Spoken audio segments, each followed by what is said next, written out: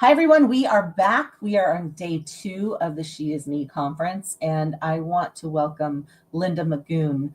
Linda is an environmentalist, an outdoor enthusiast, and she's reconnected with her love of hiking after ending a toxic marriage and set out to climb all 48 of New Hampshire's 4,000-foot peaks at the young age of 55. Now, Linda writes and empowers others on the mental and physical benefits of the outdoors.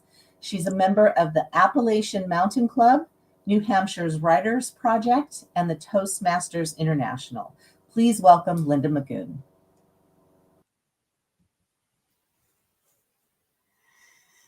I'm hiking alone in the White Mountains of New Hampshire on the Liberty Spring Trail. Or at least I thought I was on the Liberty Spring Trail. The path gradually narrows until it comes to a complete stop. I'm lost. My mouth is dry, my heart is pounding, and my hands are sweaty. Much like how I'm feeling now. But my mother was right. I am going to die alone in the White Mountains. Have you ever felt yourself lost, whether in the woods or in life? It was on that moment in the mountains that I was on the verge of panic. I could either run amok and get even more lost, but at that moment, an acronym that I learned came to my head, and I'm going to share with you now in the next few minutes. And the acronym is STOP. So if you're taking notes, this would be a good time to do so because there is a quiz at the end of the presentation. So at that point when I was lost, I decided to stop. And the essence stop is to stay put. Although it's tempting to just flail around and trying to find your way without a plan, it's important just to pause, take a deep breath, and just remain right where you are. There's no point in going off and wandering because you're going to get even more lost. The T in stop means to take stock. What do you have for resources? Well, out in the field, I had a backpack that had plenty of water, plenty of my favorite food, Snickers snacks. I had a map, I had a compass, I had a flashlight. It's June, so I'm not going to freeze to death. It's early in the day. I have plenty of daylight. So there's no need to call 911 yet. Perhaps I can self-rescue. The O in stop is to observe. What's around me? What did I drive by or what did I hike to that I can go back to?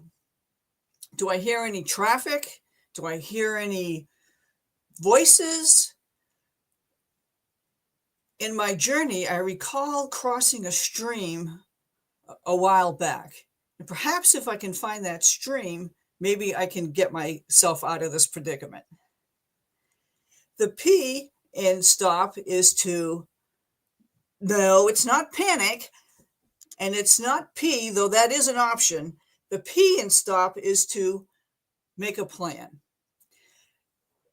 What can I do? So I decided after taking stock of what I had, observing, my plan is to try to find that stream and go back to that and see if I can pick up the trail. And that's exactly what I did. I managed to follow this little path out, and sure enough, that's where I made my mistake and got off the trail, was at this particular stream crossing, because hikers, being who they are, no one wants to get their feet wet, right? And so sometimes hikers will walk up and down the stream looking for the driest or narrowest place to cross, and that's where I went afoul. I thought the path was part of the trail, and it turns out it wasn't. So now that I was able to self-rescue and get myself back on the trail, I decided I had enough time to head to the summit of Mount Liberty. And here it is. If you're familiar with New Hampshire, this is a shot that's looking north towards Franconia Notch, which is an iconic place for tourists to go, especially in the leaf peeping season. But what made this hike so special for me is that, even though thousands of people travel to New Hampshire, especially in the autumn, very few, less than 1%, hike these mountains and see this view from this vantage point. It's very inspiring. It's very spiritual. There's a sense of freedom and awe and wonder that, these pictures it's hard to capture. But I'll let you in on a little secret. When you're at the top of the mountain, you're only halfway there. You still got to get down. And so sometimes that can be difficult, especially if you have 55-year-old knees and it's late in the day and these 20-year-olds are passing you and they're like running down the trail, hopping from rock to rock like a frog on a lily pad. And so it can get pretty demoralizing. But once again, that's where the acronym STOP comes into play. I learned that, taking a break and taking time out to enjoy a snack, to observe nature, isn't a sign of weakness. I may get back to my car a few moments later, but taking the time out for me and for self-care and not worrying about these other trail runners passing me was really a form of self-help. So I learned that going up and achieving a goal is terrific, but going down and knowing when to take a break is just as beneficial as well. So how did a 55-year-old, I had very little hiking experience, almost none. How did I end up here? Well, my origin story is, and I promise it's only one slide and it's very short. My origin story is I grew up in rural Massachusetts on a road that was not very populated. I was the youngest of three. I have an older brother and sister, and my mom and dad are both descendants of hardy Polish stock. And my dad built our own house, purchased the land from his dad, and we lived there all our lives. They were the original two family working parents. My dad had two jobs. My mom worked, and my dad loved the outdoors. He loved to hike and hunt and fish, and I would toddle him. It was kind of his, toddle after him and kind of do what he wanted to do. He played the guitar, and so I wanted to play the guitar too. And, at the time we didn't have a lot of money. So they said, here, play with this tennis racket and pretend it's a guitar. So I did, but eventually I wanted a real guitar, and they saw I was serious about it. And eventually I got one for Christmas. So our childhood was very, very middle class. We didn't have a lot, but my parents gave us what we needed. As a child, and I don't know whether this is nature or nurture, I just had a difficult time advocating for myself. I had a difficult time asking my mom and dad for guitar lessons or for a new bike, because I'm pretty sure I knew what the answer was going to be.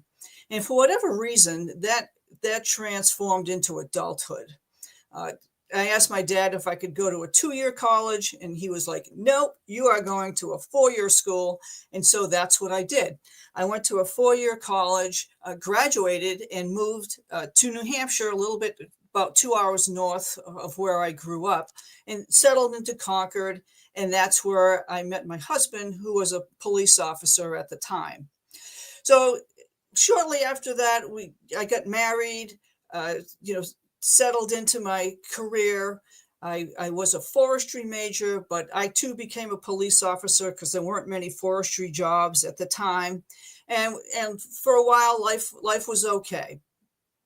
One of the things that's in New Hampshire, though, is this big 6,000-foot mountain called Mount Washington. And Mount Washington is called the most dangerous small mountain in the world. and I wanted to hike it. The reason why it's so dangerous is because it's at the convergence of three airstreams, which makes it's known as the worst weather in the world. More people have died on Mount Washington than have died on Mount Everest. It is known for its unpredictable weather, its severe weather, and also known for the highest recorded wind gust in the world, over 230 miles per hour. Now we're approaching the new century. It's late 1999, and I couldn't think of a better way than to welcome into the new century by hiking it. It was something I wanted to do very badly. But as you'll hear, that had consequences. My husband wasn't going, so I took my brother and his son. My brother had hiked it before, so I thought he would be a good guide. So sure enough, we go up in early September, which is almost winter in Mount Washington. And as we hike, every 1,000 feet, you lose about 5 degrees in temperature. And as Mount Washington is 6,000 feet, the temperature difference can be between 25 and 30 degrees, right? So as we're getting higher, we're now into our woolly hat and mittens. We're into the clouds now. It's 4 miles up, but it's the steepest 4 miles up you could imagine. And we did it. We made it to the summit. It's amazing. At the summit, there's a bathroom, there's a little restaurant, there's a gift shop, there's a museum. The biggest, baddest mountain in the world, has all these amenities. You can drive to the mountain, you can take a train to the mountain, you can take a van to the mountain, but we chose to hike. It was exhilarating. And as we started to get back down, the clouds opened up and we were able to get some views. It was amazing. However, what is the best view of all? Anybody? That's right. The best view of all is your car when you're done. And there's no better sight. I don't care how much of a hiker you are. There's no better sight than seeing your car at the end of the trail. But despite the dangers of this hike, it wasn't the mountain that scared me. It wasn't the weather that scared me. It wasn't the lack of experience. What scared me was telling my husband I wanted to go. As long as our needs were both aligned with one another, then life was good. If we both wanted to do something, that was fine. But if I wanted to go out with girlfriends or maybe have a girl weekend or maybe visit my family, that had consequences. And it was difficult for me to advocate for my needs. I would get the silent treatment. He would sleep on the couch for days. He wouldn't talk to me. He was very insecure. He was very jealous. I think in retrospect, he might have been a borderline narcissist because everything was about him. And there was just a lack of empathy on his part. But I stayed married for a very long time, over 20 years. And gradually I learned to cope with this. It's like having a broken bulb or a leaky faucet. You learn to compensate for the busted light bulb in your closet. Maybe you bring a flashlight, or maybe you put a bucket under the leaky faucet. And so that was how I managed this relationship for so long. As long as I didn't want anything, life was good. And it was my inability to advocate for myself and to communicate that really allowed this marriage to continue far longer than it should have. As part of this presentation today, Lisa said, what happened to you? So, everybody has their breaking point. And so what happened to me that kind of tipped the scales into leaving was actually our little dog, our little Cocker Spaniel, Mitzi.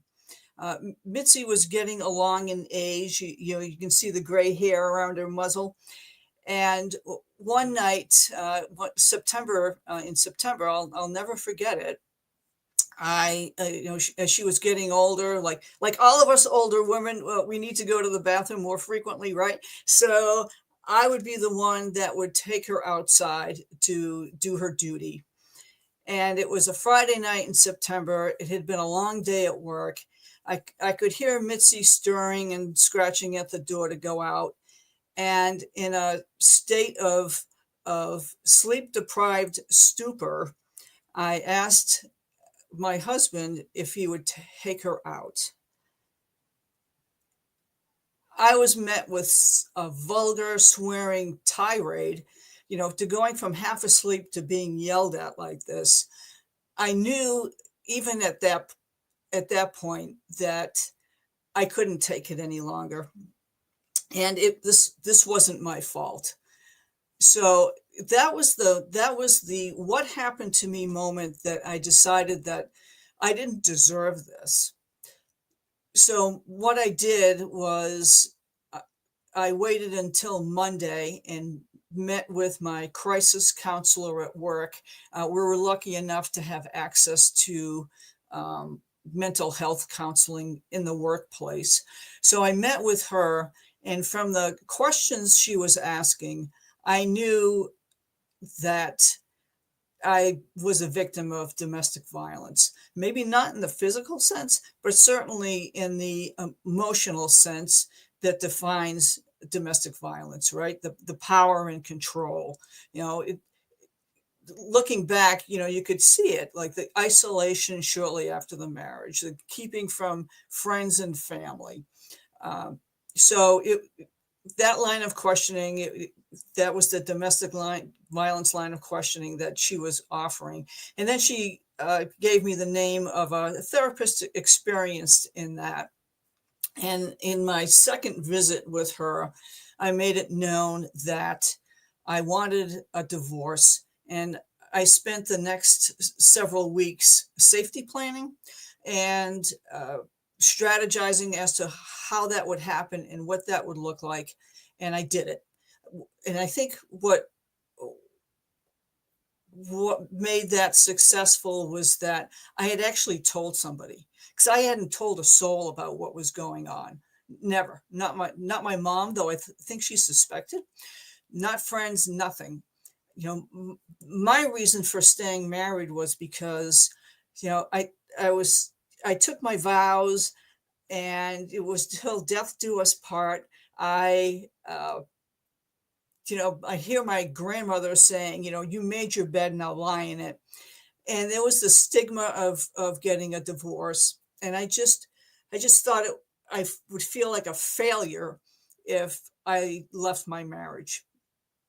But I did do it. And I think once I told somebody, because that counselor was the first person I told, and once I started that process going of meeting with a therapist, then that ball was rolling, and there was like a snowball. It was not going back. I had threatened divorce several times over our marriage, but never had the courage to actually do it. And this time I made good on that. It takes an average of a woman, I think, about 7 times before she leaves for good. And even though I stayed a long time, I think I left like the 4th time. So I moved out, I got a place of my own, and all of a sudden I had this sense of freedom that I could finally go back to doing something that I wanted to do, and I wasn't selfish about doing it. And so what I wanted to do was hike these White Mountains. And one of the ones I wanted to hike was this isolated mountain in the western part of the state called Mount Musalak. It's known for its beautiful views. The trail is fairly short. Again, it's only an 8-mile round trip. And just doing something I wanted to do, it was so liberating. I didn't have to strategize. I didn't have to bear the consequences. I didn't have to ask anybody's permission. I could just take that 20-year-old hiking bag that I hiked Mount Washington with and head up the hill. And it was just, again, it's Mount Musalak is such a beautiful area.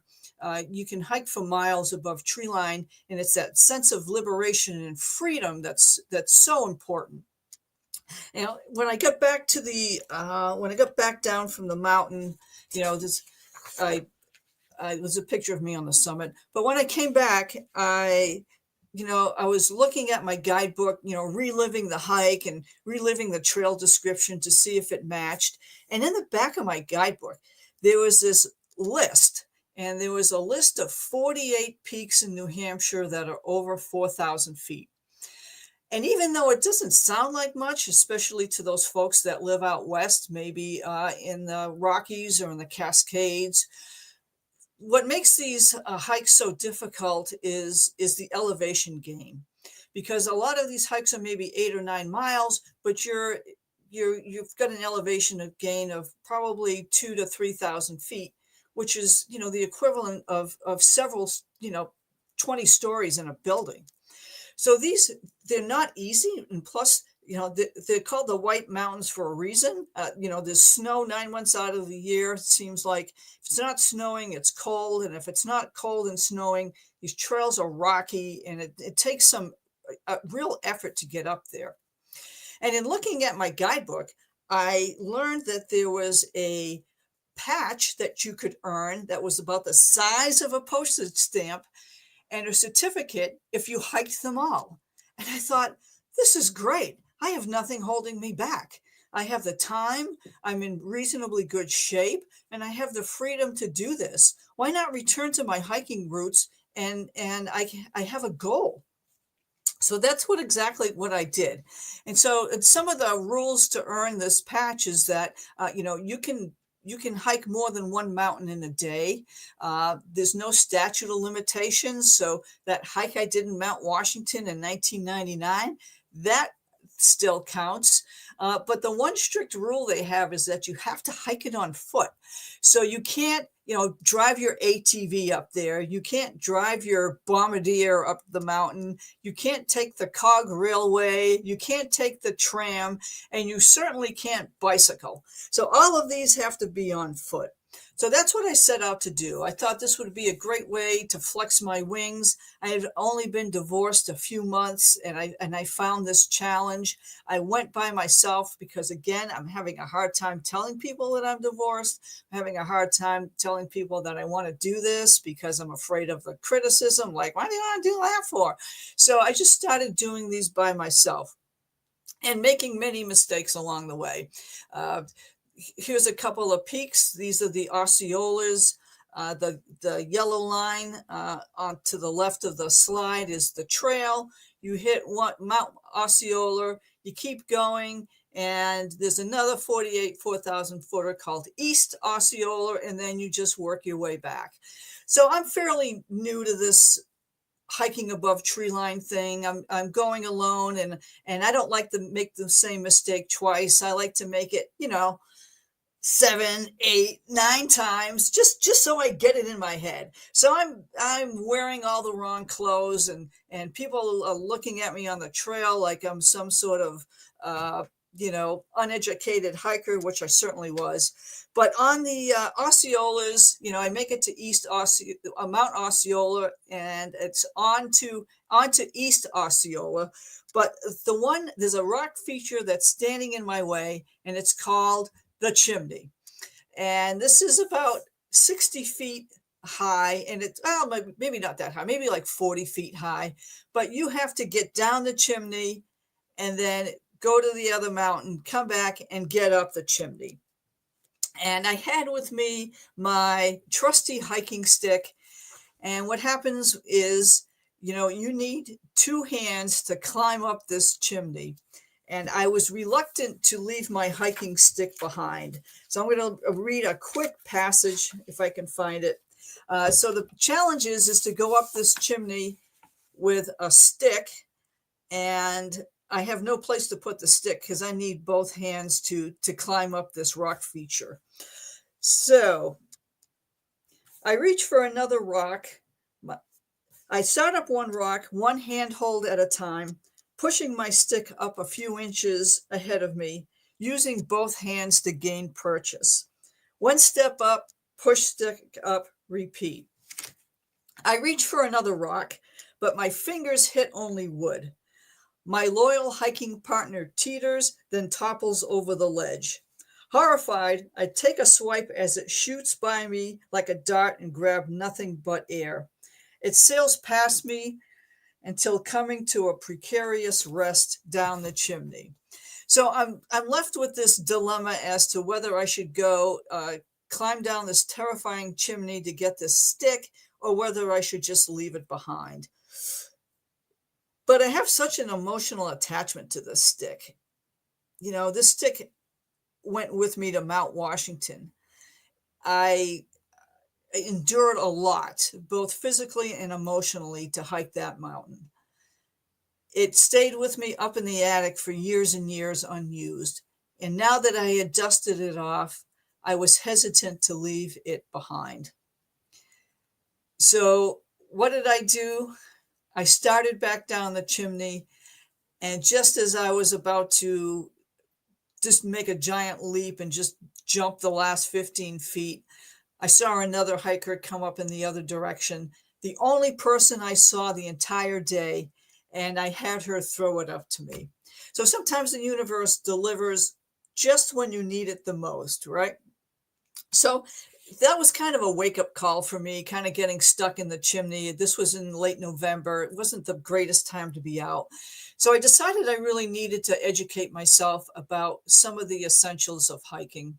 And, for those taking notes, you can look this up, but really you need to go out on the trail with a map and a compass and food and a snack other than Snickers, candy bars, water, a first aid kit, and especially a headlamp and extra clothes. But there's something there in the middle of the slide that's in a toilet paper roll, and that is that's exactly what it is, but it's a toilet paper roll stuffed with lint, and it's used for, fire starting. It's a fire starter. If you're like me and you like Doritos make an excellent fire starter because they're so loaded with grease, they'll light right up. So I learned about the 10 essentials, and then as I got better, I learned about some other essentials. Like Advil is an essential for me, especially at the top of the mountain, so my knees aren't creaking in protest on the way down. Hiking poles for my knees, knee brace for my knees, a belt because my pants are constantly falling down after about 4 or 5 miles, lip balm, and a bandana. All of these things are super helpful on the trail to keep you safe and keep you alive.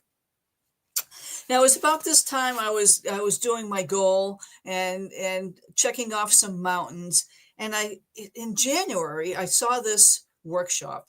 It's called Life Coach Offers a 5-week workshop. And I know it's difficult to read, but the participants will define what they desire. And for somebody who couldn't ask, anything while I was married, the idea of a life coach who would help me define what I desired was just jaw-dropping. I just couldn't believe that such a thing existed. Despite my reservations, I got out of my comfort zone and decided to sign up for this 5-week workshop. But I also felt that I had to give the workshop organizer, Emily Clement, a heads up as to who she was dealing with. This was, I was a little nervous and uneasy about talking about my what I desired. And through this workshop, I learned the difference between a life coach and a therapist. And a therapist is really somebody who is interested in your backstory and wants, is focused on where you came from. They have training, they have a degree, and they're covered by insurance. Where a life coach is just the opposite. They're interested in meeting you where you're at and mapping out your future. So I was still meeting with my therapist, and but the idea of having a life coach to help me map out my future was mind blowing. So on our first day of this workshop, we had to write down on a sticky note what we wanted and paste it up on the bulletin board. And so in my very bad handwriting, I wrote that I wanted to hike the White Mountains and the 48 4,000 footers and write a book about it to inspire others. And that was the first time I had told anybody, a soul, what this dream was, because I still had trouble talking about what I wanted and advocating for myself. So over the next several weeks, we defined what we wanted in 4 areas: health, relationship, career, and finance.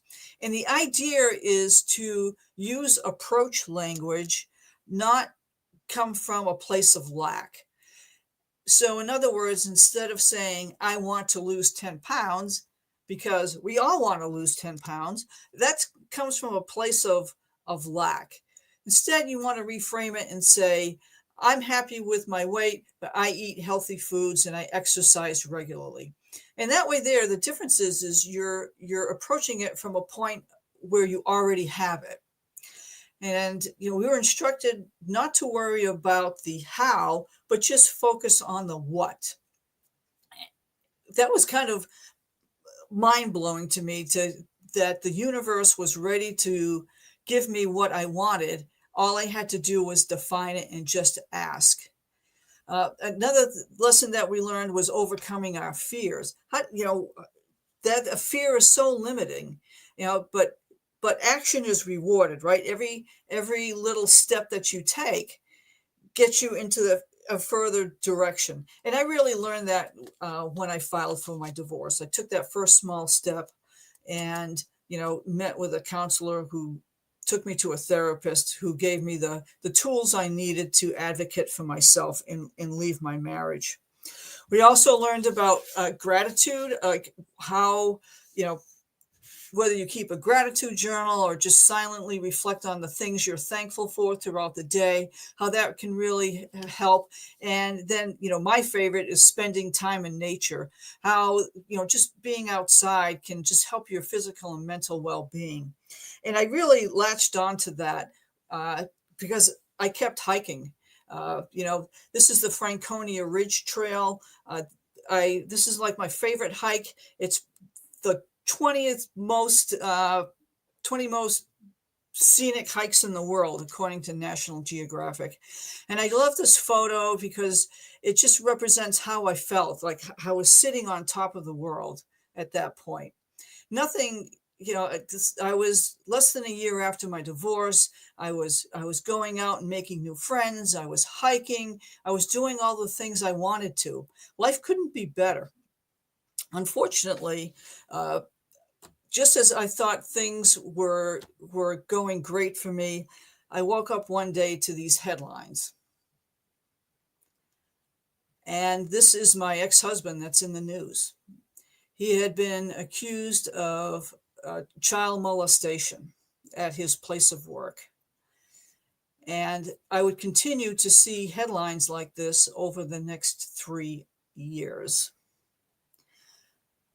Like most people that are met with traumatic news or tragic news, I went into complete denial. My husband may have been a jerk to me, but there was no way that he was a child molester. It just couldn't be. He was a former police officer. He knew better. He was sworn to protect children. After the denial and the shock came tremendous shame and grief. How did I miss this? I searched for years for clues as to how I could have missed this behavior. And despite trying to go back and think about where I was and when this happened and trying to piece together a timeline, he never left clues, because child molesters are very good at what they do. They're very good at hiding. And if I thought I was good at keeping secrets, he kept the ultimate secret. And it was only through the bravery and courage of his victims that came forward that enabled him to be arrested and put in jail for these crimes. So over the next 3 years, I endured headline after headline of his criminal trial. And every time I did, I would just go into this spiral of depression and grief and sadness. I never was really angry. I was just sad. I couldn't understand how this could have happened.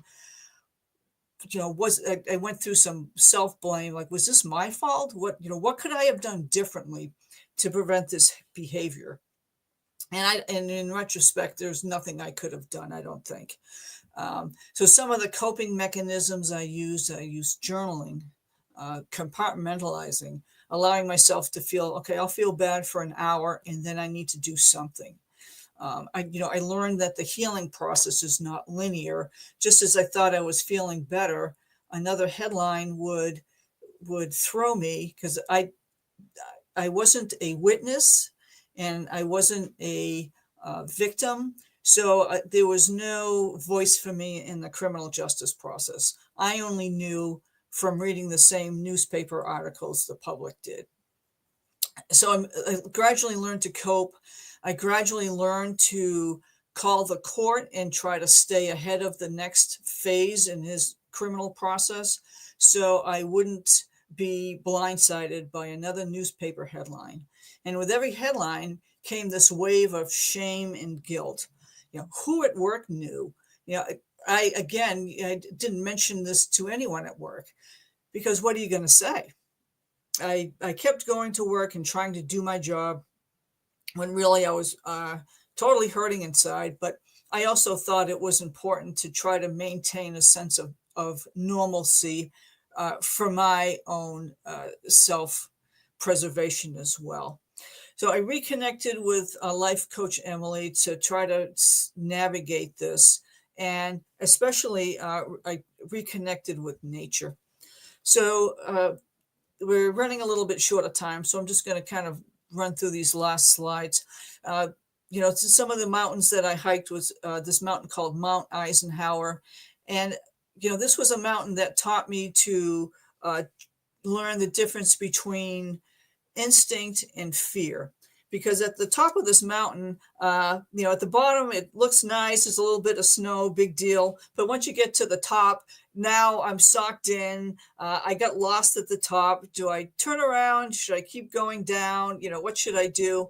And it was this mountain that taught me the difference between fear, which is that voice saying that you're not good enough, that you can't, that this is dumb, this is stupid, you're an idiot, and instinct, which is when your head and your heart and your gut are in full alignment. And on this particular mountain, I listened to my instinct and thought, yeah, I may have taken the wrong path, but I still have plenty of resources. I have plenty of food and water and hot chocolate, and I'm going to try again. And I did. This was my reward for my effort. It was this amazing view from the top of Mount Eisenhower, which is, pretty much a pile of rocks. As I got working through the list, I began to tell more people about what my goal was and what I was doing at work. And so I decided to hike up, Mount Madison. I failed miserably. My pants were blowing off. My pack was all wrong. And just when I literally got blown over, I learned to listen to my instinct and said, today is not the day.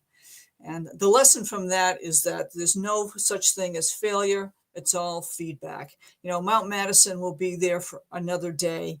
And that's the last time I hiked it in the winter. From then on, I just went in the summer. Here's a great shot of Mount Adams. That's my friend Jeff hiking. That's in April, believe it or not, under bright sunshine. Like I said, I'm hiking with other people, and I'm getting bold and asking people if they would go with me. That's my niece and nephew. They went with me to hike the final three mountains of the 48. These are the Bonds. This is me in the background. That's on top of Bond Cliff. That ended our adventure. We went backpacking overnight and went backpacking for the first time. So some of the lessons learned is when you're going through some of life's trials, it was really important for me to have this goal of to keep hiking the 48 4,000 footers. I learned to stop and take stock, observe and plan.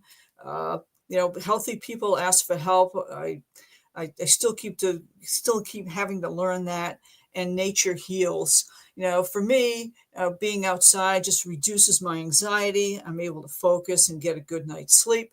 And I did earn my patch the size of a postage stamp in my little certificate. The whole process took about 4 years. I'm doing it again in my 60s. I'm helping other people work on their list. And then, finally, if another takeaway is you are responsible for your own rescue, right? If you surround yourself with people that are supportive and that send good vibes and love you and are rooting for you, those are the people you want in your tribe, right? Your vibe attracts your tribe, and those are the people you want to surround yourself with. I thank you so much to Lisa and the She Is Me movement for the opportunity to share my story. And a special thank you to all those watching. I wish I could see all your faces and hear your trail stories and your what happened to be moments. Even though we're meeting virtually, I hope this talk inspires you to get outside, try something new, maybe feel the edges of your comfort zone, because action is rewarded, whether you're taking a class or climbing a summit. If you'd like to stay connected, I'd love to hear from you. You can scan the QR code. That's probably the easiest thing. Or you can connect with me through my email, Linda Magoon author at Gmail, or through Facebook, Linda Kulig Magoon author. Just for conference attendees, I'm offering a free guide called 10 Trail Tested Tips for Solo Women Adventurers. There, I said it. And what it is, it's part hiking, part emotional well-being, part mental health. It's only available for you folks. You can email me or drop me a line, and I'll be happy to send it to you. Thanks again for being part of this adventure. And until next time, live free and hike.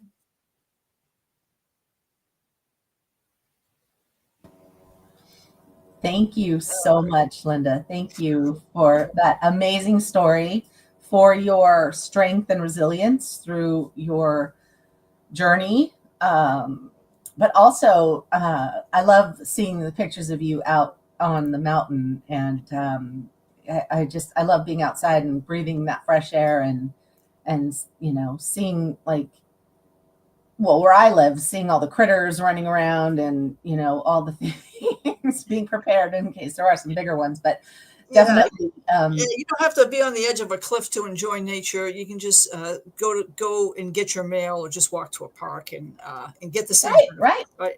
We have and a lot of places, you're just gonna have to check it out if you're interested. But there are a lot of flat trails through some beautiful, even county parks, that you don't need to hike. You don't need to do the what was it, the waterfall, or what was the crack that Yeah, right. The Bonds. Yeah. You don't have to hang on the edge of a 4,000 footer, but yeah. Well, in fact, I was in Sedona, and there was a peak that we were climbing, and there was this water dripping down, and all of this really narrow ascend. It looked daunting to me, and I was sort of at the peak of my fibromyalgia, where I was just like, my body was just not working, and I just told my husband, I'm going to wait. You can go up. I'm going to sit here under this big rock and in the shade, and I'm just going to wait for you. I did as much as I could, but I wish I could have gone to the top, but I couldn't at the time. But know your limits. I think that's one big thing when you're hiking. Know your limits. Make sure you've got water, and your list was great. In fact, I was a Girl Scout for my entire till I was 18, and then I was a Girl Scout leader. So you're like the toilet paper roll, and I'm like starting fires. I'm here yelling at the screen. Yeah. And I did not know that about Doritos, by the way. Yes. But Yeah. good Very tip. flammable. Good tip. All Let's right. see some of the comments that were made. Hearing this so clearly, Linda, about advocating for your needs and desires. Coping is sometimes the safest thing we can do. And then I love the definition of liberation, a 20-year-old hiking bag and not asking for permission. That was another comment that came Nice. through. Nice. So, Linda, thank you so much for sharing your story.